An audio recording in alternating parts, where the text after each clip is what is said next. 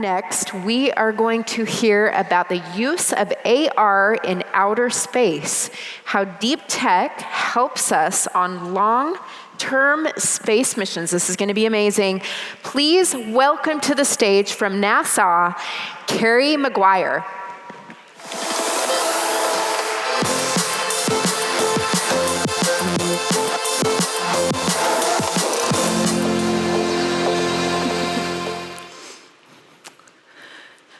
Hello, everyone. I've already got my introduction. This is Carrie. But now I'm talking in third person. I myself am Carrie, and today we are actually going to be space pioneers. So I hope you're ready to we're going to start on a small walk, just a jaunt. Maybe, let's see, I don't like to do math in public. It's about 220 miles, which would be about 400 kilometers above the Earth, because we're going to be going to the International Space Station. So, actually, next slide. So we can see this breathtaking photo of the ISS. Or not, I will talk. If you see something that has really pretty pictures, it's actually what you're seeing when you're looking at the ISS. So when you're there, we are doing a rotation around the Earth about every 90 minutes. And if you ever need any assistance, you have hundreds of people that are working in mission control supporting you. So if you have a question, you can just call them up and they'll be able to give you guidance and help you problem solve. If you run out of Tylenol, well, there's not a Walgreens in space, but you do have resupply vehicles to bring you back whatever Tylenol or whatever you need. If for some reason you actually need to go back to Earth before your mission is done, you can. We have evacuation, and you can get back to Earth in less than 2 days. So actually, the picture that I wish was showing up is quite beautiful. It's by astronaut Don Pettit. And what he had done is he's very innovative. He took spare parts. So here it is. So he took spare parts that we had on the ISS, and he decided to make his own camera.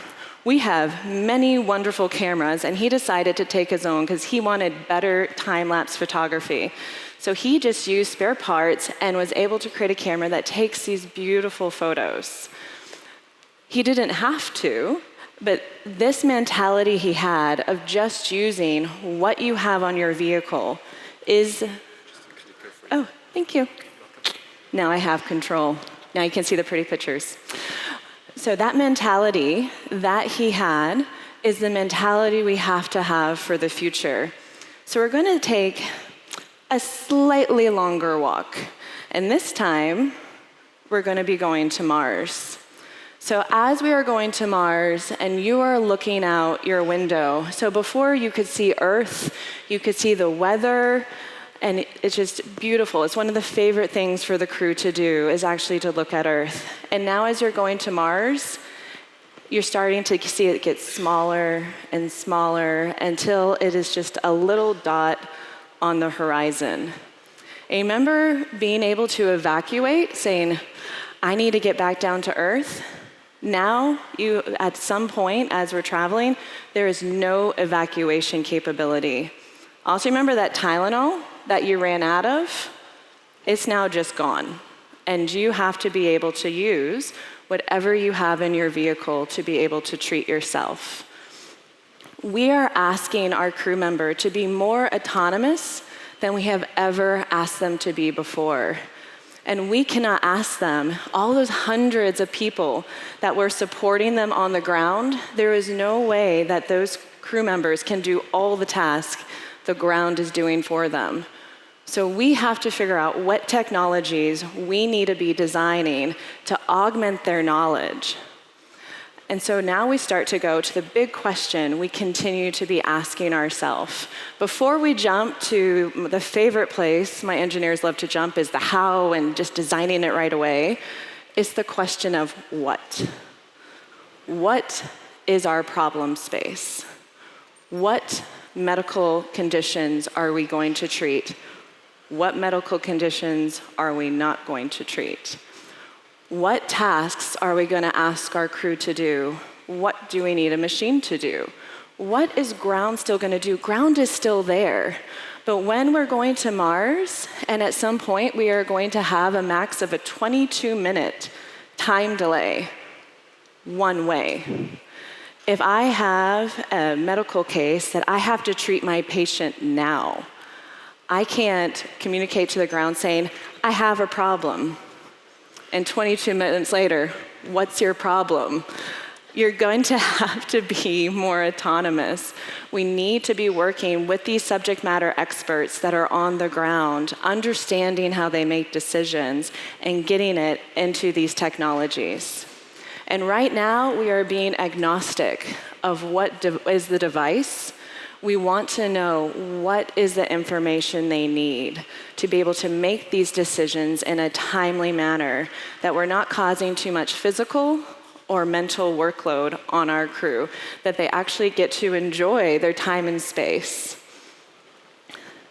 So there's many ways that we can start talking about this what. And what are some of these communication tools? And this is one of the most vital things we do when we're developing our technology that is often forgotten. And we start off with a concept of operations. So this is an example of a narrative. It's my favorite part of our concept of operations. And we write it from the perspective of the user. Because often when I ask my engineers, I'll say, please draw me your system. And they do. And they draw all the little parts and how they work together. And I say, but where's your human? Where is your human in this system? How does your human interact? What are their inputs and outputs? What are their impacts? And they're like, well, we just have them and it'll just work because I'm a human. And so a human can use this. So with these narratives, we write them from a human perspective. We write them with our users. This specific one, I was writing with my flight surgeons that are on my team. And you're going to see, so most of us, I'm assuming, have had a headache. Some of us maybe went to a doctor and said, I have this pain in my head, what am I going to do? Most of us, most likely, just went to our medicine cabinet and got a Tylenol or whatever you decided to treat yourself. You probably never thought that at that time, you have two roles. You are both a caregiver and you are a patient. And these two different roles have different responsibilities and we have different needs. So what these narratives start to do is communicate with our larger audience these other subsystems that I'm having to share a constrained mass, power, and volume with of what I need. You're already starting to see, I need a pharmacy. I need to be able to take inventory. I need to be able to send information to the ground so they know they took a Tylenol out. And from there, our subsystems can say, I see where I work with your system. I see these interfaces. But not everybody likes words. I'm a very visual person myself. And so we're always trying to find better communication tools. So something we did is we created a comic book strip. So we started to take our narratives and put it into visualizations. Many of us grew up reading comic books. So this is just another way to try to create that shared mental model across the individuals that you're designing your system with. And if you're like most engineers and data, tables, you might like that format. Flowcharts.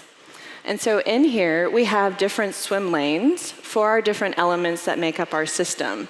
And so whenever you pass a swim lane, so if I'm going from crew as a patient into my medical system, I now understand an interface. So I can write an interface requirement. I'm again understanding how we're working together as a whole. So with this, we now have the what are we needing, the why we're needing this, and now we're going to go into the space that a lot of us love to be in, is the how. So how are we going to be making this possible? How are we going to be doing this design? And for us, we use a human-centered design approach. So we have understood our problem, we have defined it, and now we're starting to design it. And we do this through many, many iterations with our users. And I am often asked, when do you start bringing in your user? When do you start bringing in your customers and your stakeholders? And I say, of course, at the beginning. They're already on my team. And you can start off, like I typically come to a meeting and I have industrial designers and architects and graphic designers on my team. And so they're able to create visualizations in that meeting when my user is talking about what they need. And literally, we just have a piece of paper and we have Post-it notes and we're starting to design our system to something higher fidelity. Once we know more of what we're designing, we can create. So this is actually, if you listen to Colbert, this is the Colbert. It's a treadmill. He actually had gotten a lot of people that watched his show to vote that you got to actually name a piece of equipment, and so it's the Colbert. And it's actually what we are about to use augmented reality on for a crew to perform maintenance tasks for the very first time in the next couple months. And so this is one of our individuals with the HoloLens on using augmented reality performing this task. So you can have your user involved in many different phases. I'm going to start showing you just a few of our examples of how we are augmenting the knowledge of our crew. So again, crew have a lot of tasks that they have to do, and a lot of them are higher priority or higher risk. This specific task, so this is a study that we did on the ISS a few years ago, and it was to identify, can I drink my water or not? We do that on Earth. And so from this, usually the crew doesn't make this decision. The ground gets the information, and they tell the crew if the water is potable or not, if they can drink it. So as we were thinking, okay, this is not a high priority task. How do we design this? Well, if I'm just floating across space, I don't want the crew to have to take the time to stop and to actually look at something. I want them to be able to float on by and see, is it the right colors? Okay, everything's green. Keep on floating on by. I don't have to do anything. But when they start seeing this orange, and so this is kind of NASA speak, off nominal. So something wasn't normal. They're like, oh, stop, I can't keep on floating. I have to see what the problem is. So they go in and they can start diagnosing the problem themselves. And what we added is working with these subject matter experts. If you saw these values, what would they do with that? What would the decisions be made that they would do? You don't see exactly on this page, like you're seeing the nominal ones, but if something's off nominal, there was a session that says, do you want to actually see the suggested recommendation? Because it's always a suggestion. The crew always has the final say in what they do. So they're already starting to get more information than they've ever gotten before, and they now get to start making the decision. It's very similar to, I was needing to actually replace my garbage disposal. And me being a very, very stubborn engineer, one, I was not going to ask my husband how to do it because I was going to do it myself, and I wasn't going to talk to a plumber. So it's similar to what I did is I Googled. I watched YouTube videos. I figured out exactly what I needed to do to get the job done without having to ask for assistance. So what can we continue to do to provide that same capability to our crew? And the next, I think of when you look at your car and you see this check engine light come on. We know in general what a check engine light means, but there's a lot of different reasons that light comes on.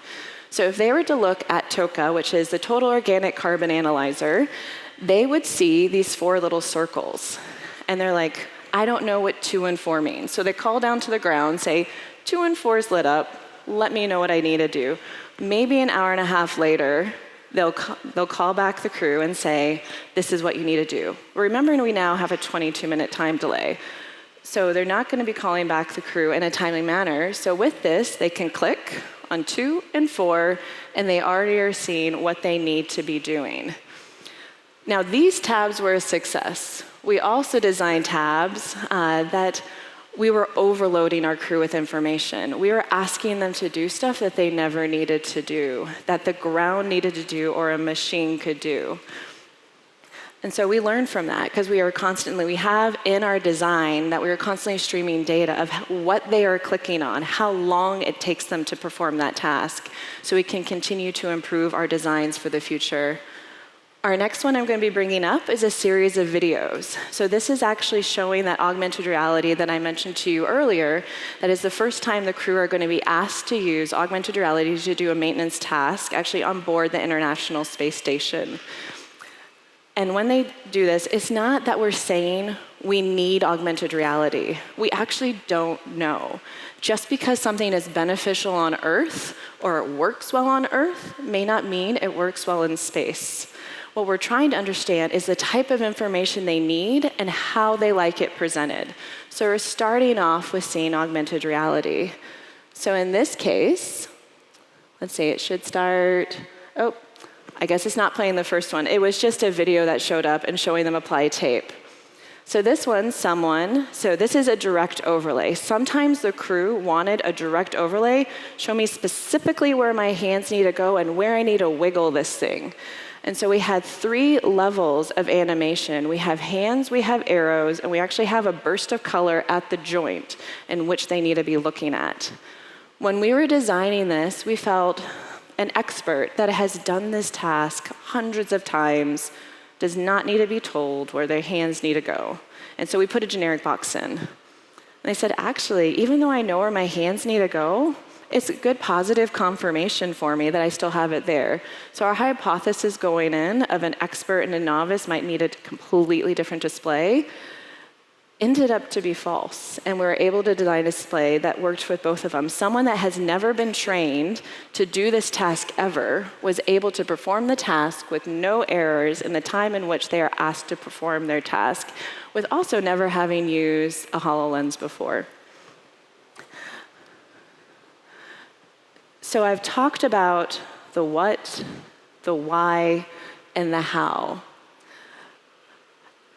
We know at NASA we cannot do this alone, and we don't expect. We know we are not the only ones trying to figure out what is the right information, how you display information to individuals. That we are not the only ones looking into augmented reality. And what we create, yes, we use it for space, but what we're creating is technologies that benefit mankind. And to get to where we want to go, we want to have partnerships. We want to be sharing the knowledge that we have with you, and we want to be learning from you as well and work together in a partnership. So my next slide, I was trying to find a great picture. If any of you have seen Charlie and the Chocolate Factory, and there's like that golden ticket, but I couldn't find a great image. But they do call this like my golden ticket slide. So if you're wanting to have more, I only highlighted a few of the technologies in which we are looking into. If you want to know more about what research NASA is doing, what we're funding, what we have done in the past, where we want to be going, and where you might fit in, you go to the Human Research Program site. If you're wanting to know specifically about the technologies, what we had done and what we're working on, you go to TechPort. If you want to know about solicitations that we have out to be able to partner with NASA, you can find them all consolidated in our TechPort site. If you're interested in having, as a researcher, I have to make my data publicly available to really the world, because I am a civil servant. I am a servant to my country, and we provide our data, and it's available on Life Sciences Data Archive. So if you even want to use this data and analyze it yourself and be able to use it to develop a technology, it's available. If you want to use it to help strengthen your proposal, it's available. So we are trying the best we can to share what we are learning, and we want to continue by having partnerships so we can continue to pioneer space and be able to create technologies that benefit mankind, and we want to be able to do it with you. So thank you.